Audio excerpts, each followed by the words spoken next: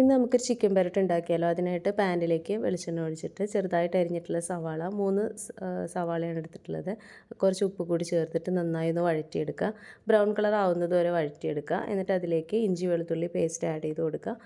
അതൊന്ന് നന്നായി വഴന്നതിന് ശേഷം നമുക്ക് 2 തക്കാളി വെള്ളം ചേർക്കാതെ അരച്ചതാണ് അത് ചേർത്ത് നന്നായി വഴറ്റി കൊടുക്കുക.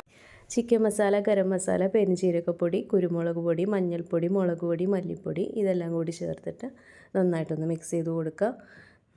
ഇനി ഇതിലേക്ക് നമുക്ക് ചിക്കൻ ആഡ് ചെയ്ത് കൊടുക്കുക.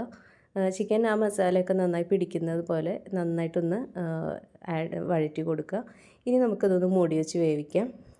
ഇപ്പോൾ ദാ ചിക്കനിൽ നിന്ന് വെള്ളമൊക്കെ ഇറങ്ങി വന്നിട്ടുണ്ട്. ചിക്കനൊക്കെ നന്നായി വെന്ത് തുടങ്ങിയിട്ടുണ്ട്. ഇനി നമുക്കിതൊന്ന് നന്നായി വറ്റിച്ചെടുക്കണം. ഇപ്പോൾ ഇത് കണ്ടോ, നന്നായി വറ്റി വന്നിട്ടുണ്ട്. ഇപ്പോൾ ഈ ഒരു പരുവത്തിൽ വേണം എടുക്കാനായിട്ട്.